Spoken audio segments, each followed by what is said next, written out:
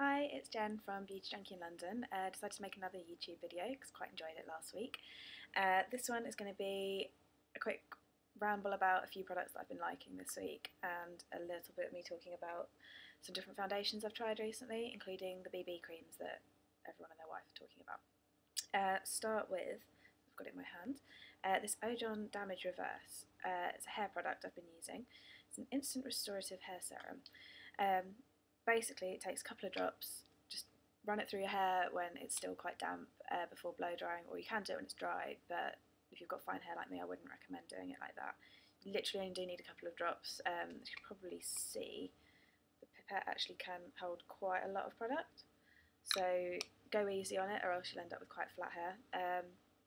But basically, I just really like this because one, it smells delicious, and two, it just makes my hair feel really, really silky and completely healthy. I mean, I've got it in today and my hair does feel really, really nice and silky.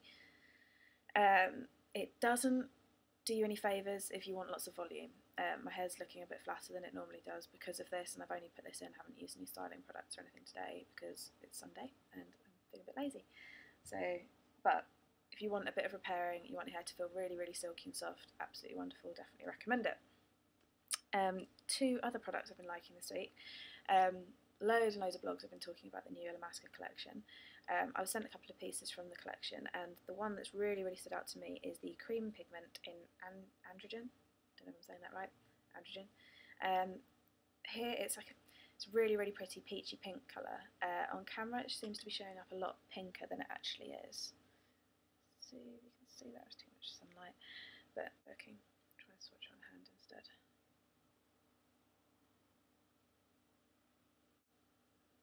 There you go, you can just about see it there. But yeah, it's a really, really bright colour. It's massively pigmented, as most of the cream pigments are.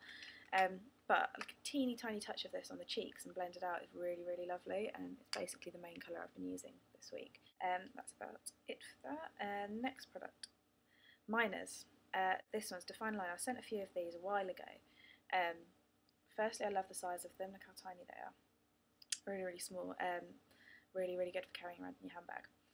But this one is described as brown, but I really don't think it's brown. It's like a khaki green colour. I don't know how they've decided it's brown. I mean, can you see the label on there? It's a bit... see, now it's showing up as brown on the camera, but here, or in my natural daylight, it looks green to me. Really, really beautifully pigmented, really straight line. You can see there.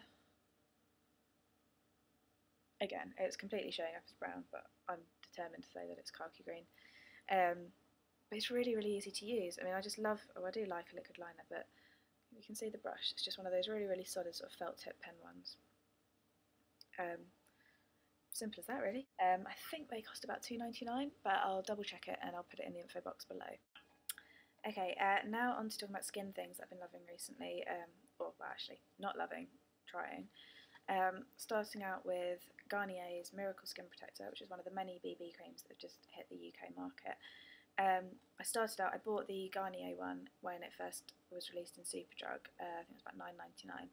I bought it in medium, probably a little bit ambitious on the colour there, because I'm probably not a medium, I'm light. It was fine though when I was on holiday. My initial thoughts on this, that I really, really liked it. It's a really, really nice tinted moisturiser, kind of blends in, just gives you a really, really nice healthy glow. Just enough coverage. Not enough if you like wearing foundation on a daily basis, but if you're a bit like me, I don't like wearing heavy foundation. I like wearing something that makes my skin look flawless, doesn't need much work, and will just stay there all day. But I don't like feeling that kind of... My mum always describes it as clarty. I don't know if that makes sense to anyone, but like kind of feeling like you're wearing something. I want to always feel like I'm not wearing anything. So this one was really good for that. My complaint about this was though that it makes my skin shiny by about 10 or 11 AM, so that's not really good enough for me, but saying that, it was fine on holiday, really, really nice to wear. Speaking of shiny, this is like a reoccurring theme for my skincare at the moment. Every foundation I've tried recently has just left my skin really, really oily by lunchtime. Slightly, but another one, Vivo, is a new launch from Tesco's. I was sent their matte foundation.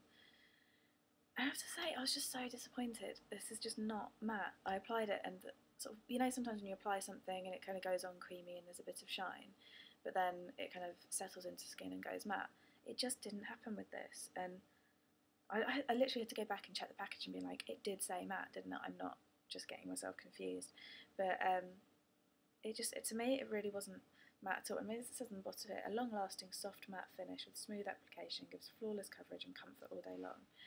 Granted, like, the application was really, really nice, and it did feel nice to apply, but I don't have the oiliest skin in the world. In fact, I probably have quite dry skin, but my T-zone tend to get quite oily over the day, and this just was not a matte foundation. So I would really tread carefully if you're looking for a matte foundation and you decided to pick this one up. Which is a shame, because a lot of the other Vivo products I've seen on blogs do look really, really nice. But yeah, I was quite disappointed. 17 collection. I feel like I'm talking about 17 all the time at the moment, a bit of an obsessive, but I just decided I've been quite impressed with their stuff recently. Right, so they've got BB Blemish Balm, all-in-one magic makeup, they describe it as. Quite nice packaging. I like the style of the writing.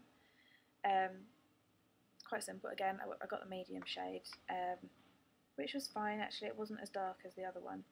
The things I like about this is that it's got SPF 25, so it's higher than the Garnier one, and it also claims to have oil control.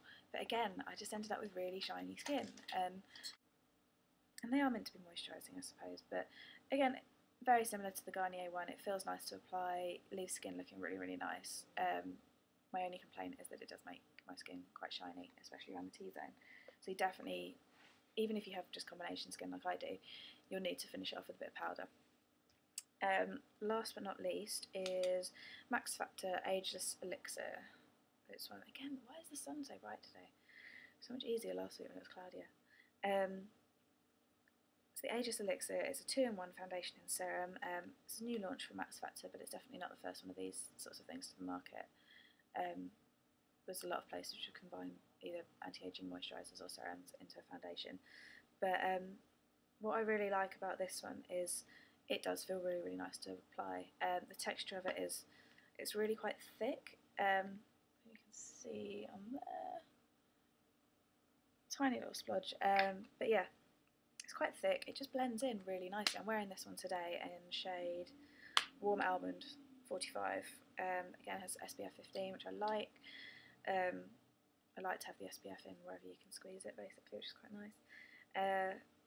All really good, really. I mean, my favourite thing about this is that around my eye area, where I do tend to get quite dry towards the end of the day, it doesn't. It feels a lot softer and nicer, which means that lines don't show up as much, which is great news. Again, downside is I have a oily T-zone. After just a couple of hours of use of this one, I do tend to have a quite shiny face, which I'm not particularly happy about.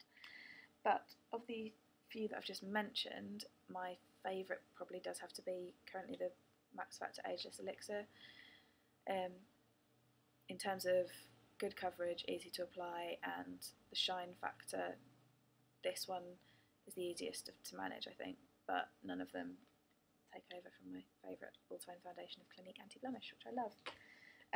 But if you do have any recommendations for foundations you've tried recently, I'd love to hear them, because I want to find another one that I love, something that's maybe a bit more moisturising than anti-blemish for winter. I like something that sort of has a bit of a glow, looks healthy but not shiny. So I was thinking of trying the Chanel, is it Matte Lumiere, I think? So matte but not flat matte. If anybody's tried that, then just leave a comment below. I'd really like to see what you think. That's it for waffling from me today. Thanks. See you soon.